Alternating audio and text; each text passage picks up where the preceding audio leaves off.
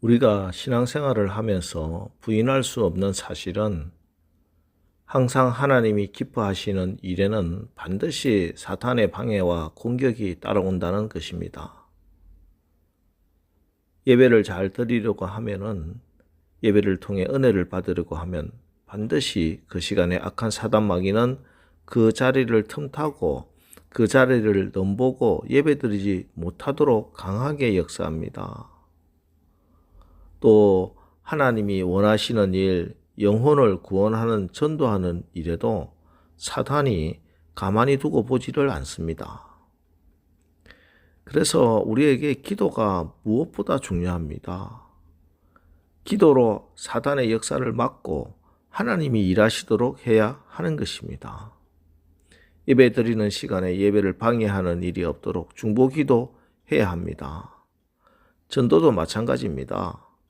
전도하는 시간에 악한 사단마귀 틈타지 못하도록 먼저 기도로 무장하고 기도로 나가야 합니다. 왜냐하면 하나님이 기뻐하시는 그 일일수록 사단의 공격도 더 강하기 때문입니다. 하나님께서 원하시는 길, 하나님의 나라를 새롭게 세우는 일이 그렇게 만만치 않다 하는 증거가 바로 오늘 본문에 나타나고 있습니다.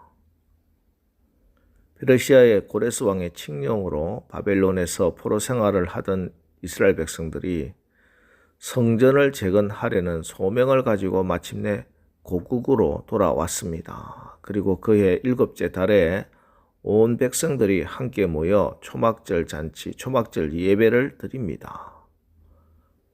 그리고 귀환한 지 그 이듬해 둘째 달부터 이제 우리가 다시는 하나님을 떠나지 않겠다 결단하며 성전 재건 공사를 시작했습니다. 하지만 예상치 못한 일이 벌어집니다. 1절과 2절 말씀입니다.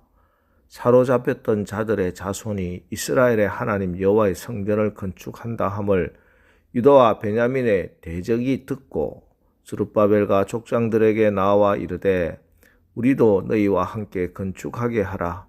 우리도 너희같이 너희 하나님을 찾노라. 아수르 왕 에살핫돈이 우리를 이리로 오게 한 날부터 우리가 하나님께 제사를 드리노라 하니. 여기 유다와 베냐민은 바벨론에서 포로 생활을 하다가 돌아온 사람들 전체를 가리킵니다.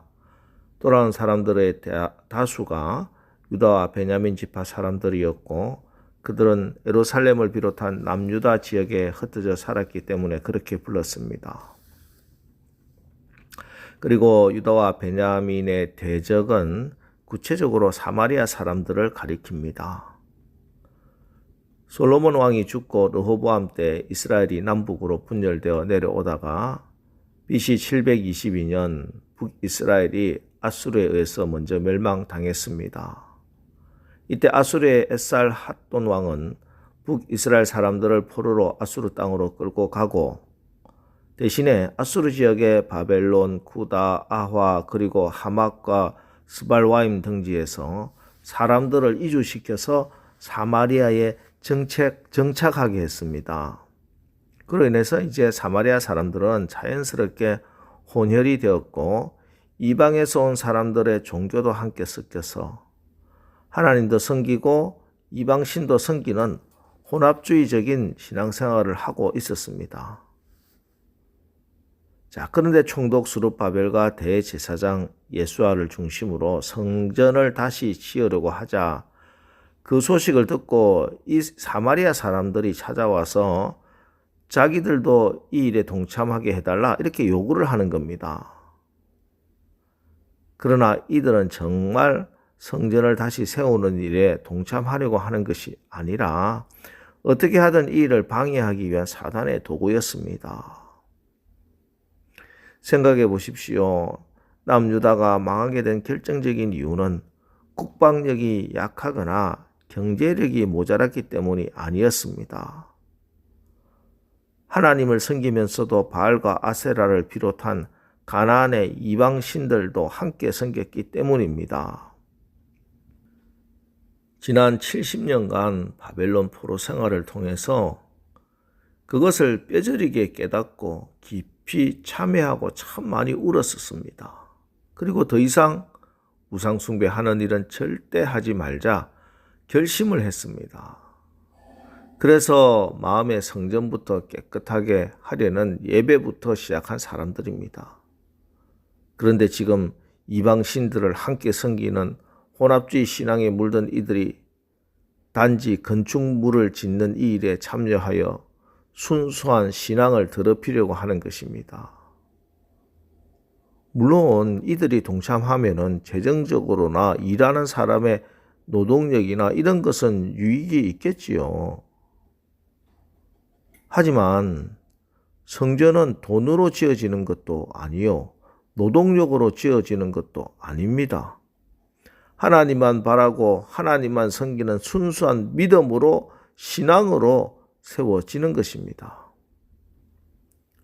그래서 스룹바벨과 예수아는 그들이 함께 성전에 동참하겠다 하는 말을 용납하지 않고 단호히 거절했습니다. 그러자 이들이 본색을 드러냅니다. 조직적으로 방해하기 시작합니다. 4절과 5절입니다. 이로부터 그 땅 백성이 유다 백성의 손을 약하게 하여 그 건축을 방해하되 바사왕 고레스의 시대부터 바사왕 다리오가 즉위할 때까지 관리들에게 뇌물을 주어 그 계획을 막았으며, 이들은 유다 백성의 손을 약하게 하였고 건축을 방해했고 뇌물로 계획을 막았습니다. 손을 약하게 했다는 것은 낙심하게 했다 하는 의미고, 방해하고 막은 것은 일이 진척되지 못하도록 실제적으로 저지하는 것입니다. 이 조직적이고 치밀하고 끈질긴 방해로 24절, 이에 예루살렘에서 하나님의 성전 공사가 바사왕 다리오 제2년까지 중단되니라. 성전 건축을 방해하는 일은 바사왕 고레스 때부터 시작되었습니다. 그때가 고레스의 즉위 4년인 주전 536년경이었습니다.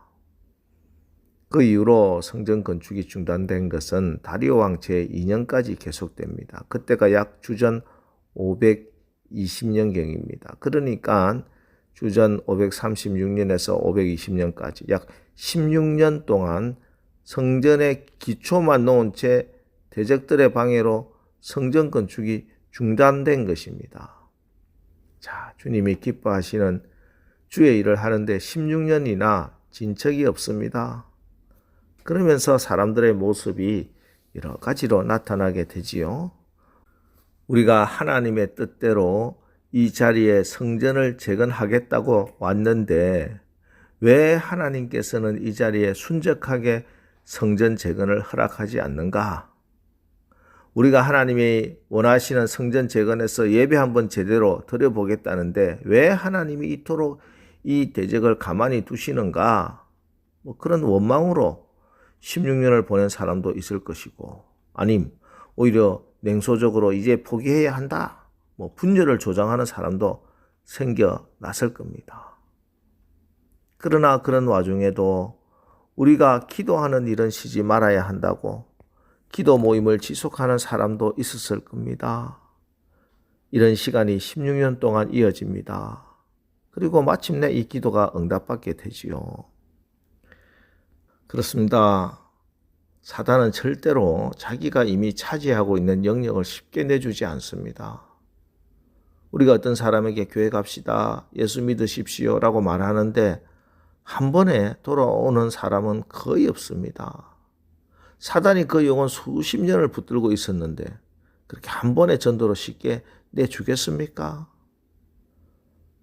가정이 변화되는 것, 교회가 변화되는 것도 마찬가지입니다. 누군가 죽고 미랄이 되는 그 시간들이 있어야 그러면은 반드시 변화가 일어나고 열매가 맺혀지는 것입니다. 혹시 오늘 이 새벽에도 이 16년간의 길고 긴 투쟁 가운데 계신 분이 있다면, 한 영혼을 위해서 전도하기 위해서 기도하는데 저 영혼이 변화되지 않아서 낙심되는 분이 계시다면, 가정의 변화를 위해서 우리가 살아가는 삶의 모든 영역에서 일어나야 할 변화를 꿈꾸는데 방해가 끊임없이 계속되고 있다면은 여러분 다시 한번 힘을 내시고 다시 한번 기도하시기 바랍니다.